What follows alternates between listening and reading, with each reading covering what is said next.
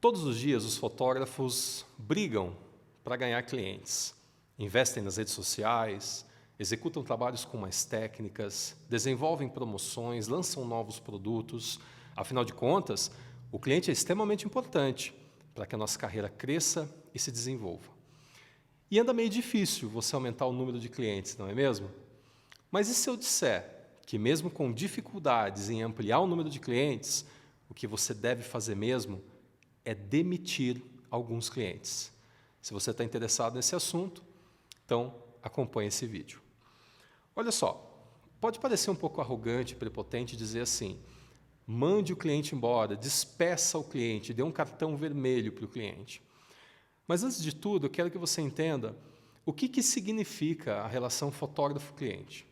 Bom, você, fotógrafo, é um prestador de serviço. Como prestador de serviço, você vai colocar à disposição no mercado algo que você faz com sua fotografia, seja cobertura de eventos, ensaios, fotografias para publicidade. E então vão existir pessoas que precisam desse serviço e vão avaliar a qualidade daquilo que você faz para então abrir uma oportunidade de contratação para você. Até aí, ok, normal, é assim mesmo que deve funcionar.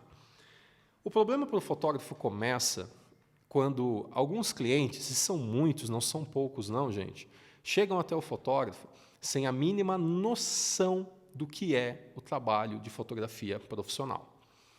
Até porque hoje, eu entendo isso, essa certa ignorância de alguns clientes, até porque hoje todo mundo faz foto com um celular e parece que é tudo tão bonito e tão fácil de se operar e de se resolver. Só que quando a gente entra no campo da fotografia profissional, a gente não pode comparar o que faz um fotógrafo profissional com o nível de equipamento profissional e compará-lo com uma pessoa que tem só um smartphone. Seria até ridículo fazer essa comparação. Ah, mas a pessoa que tem um smartphone faz fotos boas. Ok, beleza. Agora, se ela sair daquele ambiente que ela está acostumada a fazer fotos, será que ela consegue fazer alguma coisa? Se ela tiver que iluminar uma cena, criar uma iluminação estilística, estética, ou que valorize um produto, uma pessoa, um evento, ela vai conseguir fazer isso? Será que ela entende de iluminação? Ou ela só entende de celular e aplicativo para celular? Então, não vamos confundir fotógrafo profissional, por exemplo, com um influencer que usa bem o recurso do smartphone. Mesmo que produza conteúdos bons, não se trata de uma profissional de fotografia ou de uma profissional do vídeo. O cliente chega até você, então, sem a mínima noção do que envolve o trabalho de um fotógrafo profissional. Por exemplo, alguns trabalhos exigem produção, e essa produção, antes mesmo de ser executada, exige um trabalho de pesquisa, e trabalho de pesquisa leva tempo. Mesmo antes do fotógrafo estar no horário e no dia marcado para começar a fazer algumas fotos, o trabalho dele já começou lá atrás, ele já começou a trabalhar lá atrás. E o trabalho não termina quando ele desliga a câmera. Aliás, a etapa de fotografar, de captar as imagens, é apenas uma etapa do processo realmente.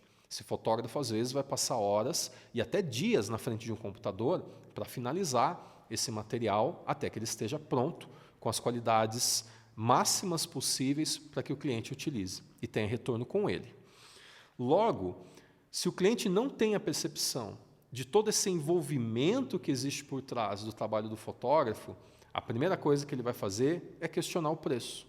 Nossa, mas tudo isso, mas é muito caro, fulano faz pela metade, fulano faz mais barato. Só que o cliente não entende que às vezes o fulano, que é outro fotógrafo, ele não tem um recurso que você tem para atender esse trabalho.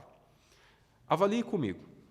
Alguns fotógrafos possuem lá câmera, lente, legal, está dando aí os seus primeiros passos.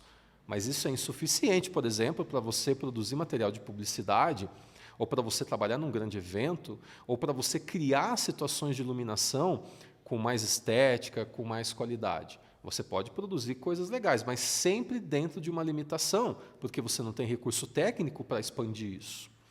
E às vezes o cliente não consegue perceber e não consegue dar valor para alguns fotógrafos que investem mais nesse sentido. Pensa comigo, se você, por exemplo, investiu num estúdio de fotografia, e eu falo com propriedade, pois trabalho com estúdio há mais de 20 anos. você investiu, você tem a melhor luz, você tem o melhor equipamento, lentes de qualidade, você tem uma estrutura de atendimento muito legal, você tem bons computadores para tornar ágil o processo, para as cores das suas imagens serem fiéis, então você tem que ter um monitor bom. Você recebe o teu cliente num espaço muito legal, climatizado, com um cafezinho, com um perfuminho, com uma aguinha e tal. Pô, isso te gera custos. Não tem como o cliente chegar para você e comparar o teu trabalho com outro fotógrafo que tem uma câmera e uma lente e vai fotografar na praça, né? Seria até bobo querer comparar dessa maneira. O problema é que muitos clientes, e não são poucos não, gente, são muitos mesmos, eles acham que o fotógrafo ele recebe simplesmente pela disponibilidade de estar em um local por um determinado tempo, e claro que ele tem que ter uma câmera para fazer isso. Essa é a visão que muitos clientes têm, não são todos, mas muitos clientes têm. Se você está frequentemente sendo abordado por clientes com essas características, você é muito de boa e vou te orientar no seguinte: demita esse cliente, despeça, cartão vermelho para ele, rua, tchau. Eu não quero atender esse cliente. É claro que a gente precisa aqui abrir um parênteses, você não pode ser arrogante e prepotente.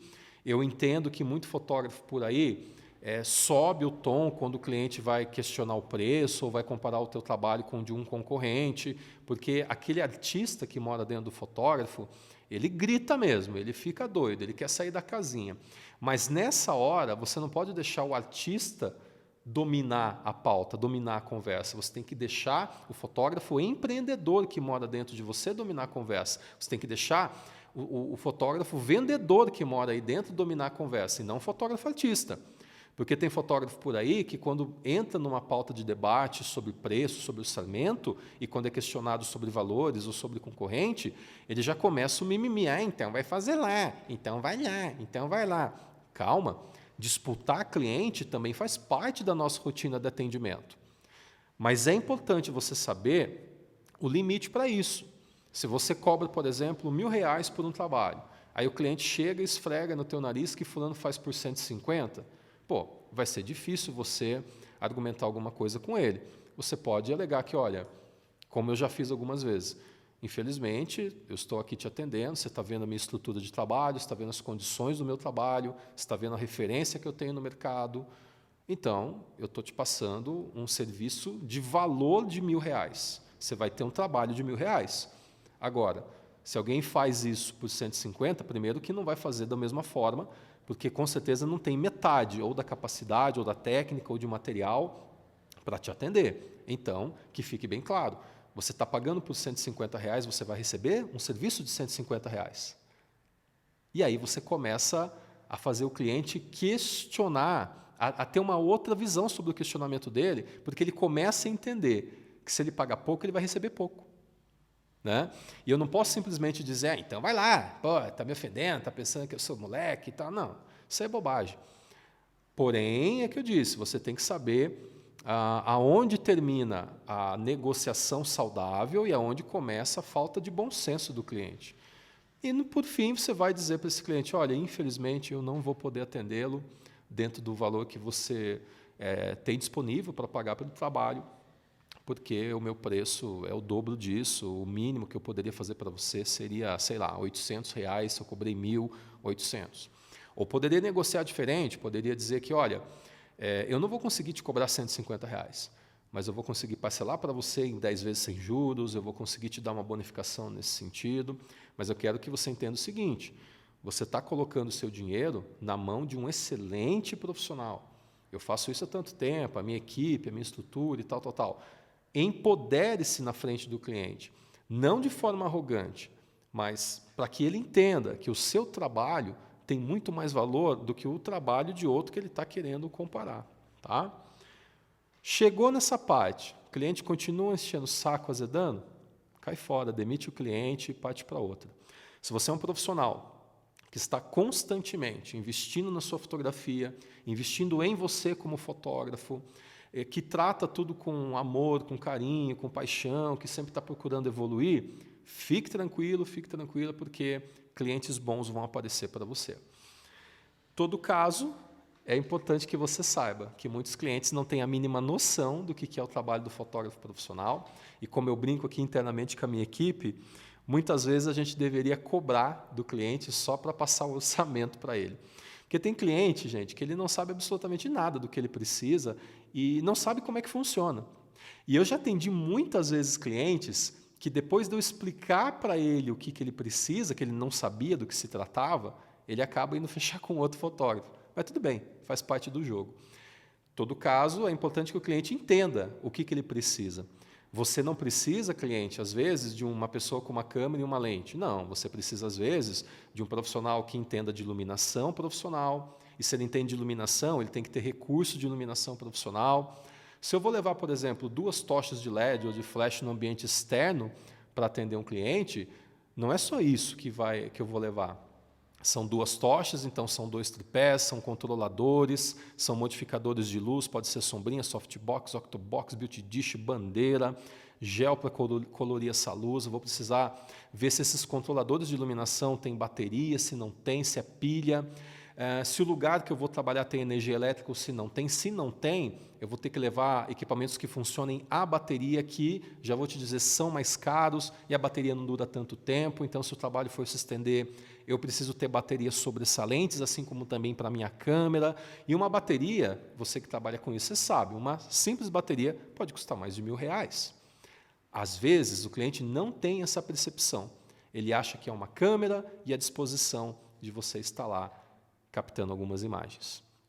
Obviamente, a percepção criativa, o teu talento nato com o seu olhar, com a sua habilidade mesmo de fotografar, pode valer pontos nisso. Mas tem trabalhos que não adianta você ser criativo se você não tiver material necessário para executar esse trabalho. Senhores clientes, se você é um cliente em potencial de um fotógrafo, se você já foi cliente de um fotógrafo, se você é um fotógrafo, se relacionem melhor com essas informações e saiba que o fotógrafo profissional não pode e jamais deve ser confundido com alguém que tem um smartphone e, de vez em quando, faz umas sacadas legal. Fotografia profissional é caro, mas a imagem profissional vende mais. E o cliente que está disposto a pagar mais pela imagem melhor, ele vai vender muito mais também. É orgânico, natural. Desnecessário até de explicar, mas nos tempos atuais parece que tudo precisa ser justificado, não é? Nos vemos em breve.